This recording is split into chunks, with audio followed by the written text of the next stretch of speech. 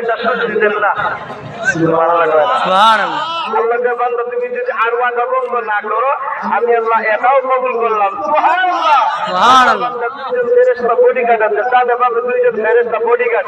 আল্লাহর বান্দার জান্নাতের দরজার সামনে গেছে, অটোমেটিক দরজা খুলে গেছে।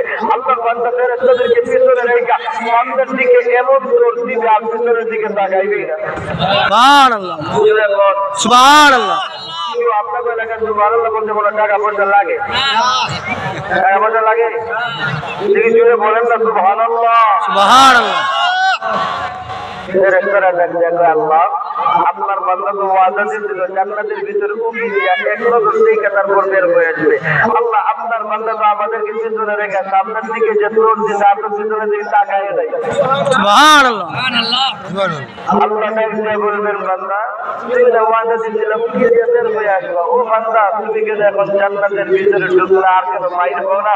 আল্লাহর বান্দা ডাকতে বলবে আল্লাহ এতগুলো ওয়াদা ভঙ্গ করছি, শেষমেশ ওয়াদা ভঙ্গ কইরা জান্নাতের ভিতরে ঢুকি এখন আমার যুক্তি আছে, আর জীবনে জান্নাত থেকে বেরিয়ে হবো না। সুবহানাল্লাহ। বলেন সুবহানাল্লাহ। কি যুক্তি আছে? আল্লাহ নবী ডাকতে বলছে, আমি জানি আল্লাহ নবী বলছে আল্লাহ কোন মানুষকে এক মুহূর্তের জন্য জান্নাতে ঢুকাইলে জান্নাত থেকে বের করার কোন বিধান আল্লাহরই নাই। সুবহানাল্লাহ।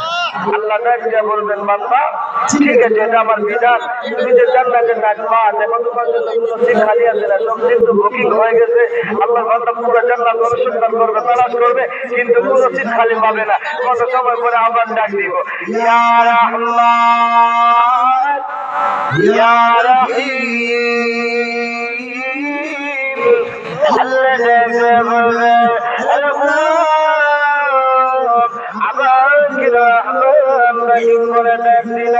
আল্লাহর বান্দা ডাকতে বলবে পুরো জান্নাত অনুসন্ধান করলাম, তালাশ করলাম, দেখো না আমার জন্য কোনো দিতে আমি পাইলাম না। আল্লাহ ডাকতে বলবে বান্দা টেনশনের কোনো কারণ নেই, চিন্তার কোনো কারণ নেই। দুনিয়ার বড় বড় চারজন রাজা বাদশার জায়গার কথা উল্লেখ করো। আল্লাহর বান্দা যখন চারজন বড় বড় রাজা বাদশার জায়গার কথা উল্লেখ করবে, এমনিতে ঘোষণা করে ঘোষণা দিবে লাকামা তামান্নাইতা ওয়া আশারাত আবওয়া ফিদ দুনিয়া। আল্লাহ ডাকতে বলবে আরে তুমি যা টাকা করলা আমি আল্লাহ শুধু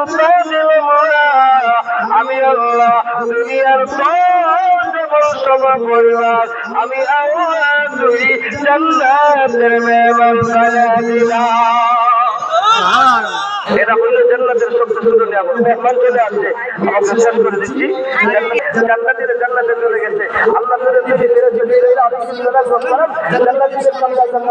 আসসালামু আলাইকুম ইয়া আহলাল জান্নাহ। সমস্ত জান্নাতীরা সালামের জবাব দেওয়ার পরে জিবরাইল বলবেন জান্নাতীরা জান্নাতে আসো, আর কি করে জবাব বাবা আছে?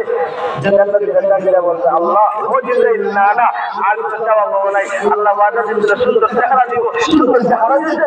আল্লাহ ওয়াদা দিয়েছিল আমাদেরকে যুবক বানায় দিবেন, তাও দিলেন, সুন্দরী নারী দিবেন, হলদেলবান দিবেন, তাও দিলেন। আল্লাহ সবের নগর দুধের নগর সব দিলেন, আর কোনো চাওয়া পাওয়া নাই। জিবরাইল বলবেন যাও উলামায়ে কেরামদের কাছে যাও। যখন উলামায়ে কেরামদের কাছে চলে যাবেন গিয়ে সকলে একটু সুরে আওয়াজ দিয়ে বলবেন না আল্লাহ আমরা জান্নাতের সব নিয়ামত পাই, তার কোনো চাওয়া পাওয়া নাই, তবে আল্লাহ আপনার দিদার দেখতে চাই।